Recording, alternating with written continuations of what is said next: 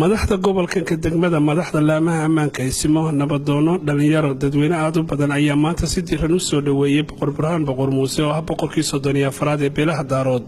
oo ka soo kici timay magaalada Qardho ee xarunta gobolka Karkaar waxaana boqor burhaan boqor muuse oo mid u gacan qaaday madaxdii bulshadii badneed ee kaga hortagay bar control laga soo galay magaalada Boosaaso kuwaas oo muujinaya soo dhaweyn shucuur ka muuqato intaas kadib boqor burhaan boqor muuse iyo waftigii la socday ayaa loo galbiyay aqalka loogu talagalay waxaana saxaafadda la hadlay duqa degmada Boosaaso injineer Yaasiin Mira Maxamuud iyo gudoomiyaha gobolka Bari Yuusuf Maxamed Waciis Dhado iyo Suldaan Maxamuud Jaamac Yuusuf aad baa ugu faraxsanahay inaan ku soo dhaweyno boqor burhaan boqor muuse magaalada Boosaaso oo uu socdaal ku soo gaaray oo ka soo kicitimay magaalada Qardho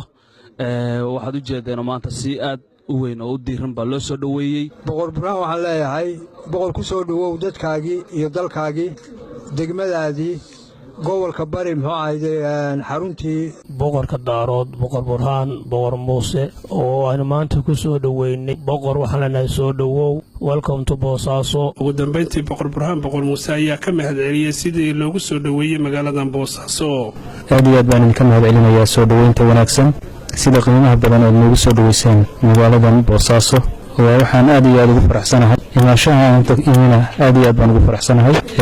waxaan runtii mar labaad iyo mar saddexaad baan ka mahadcelinayaa soo dhaweynta wanaagsan sida qiimaha badan oo sharafta badan ee soo dhaweyseen khayr Allah idin siiyo Allah idin barakeeyo ku idin joogaya furitaanka aeroboortka sanad guurada labaad ee Puntland iyadana ku soo beegantay iyo safarkayga ayaa isku soo beegmay waxaan rabaa insha Allah inaan uga sii gudbo meelo kamida gobolka Bari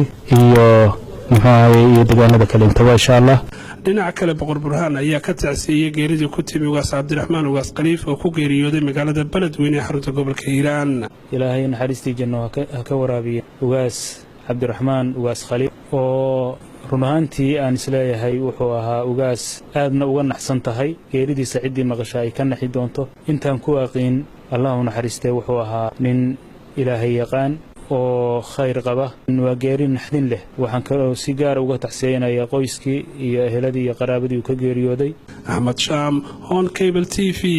Boosaaso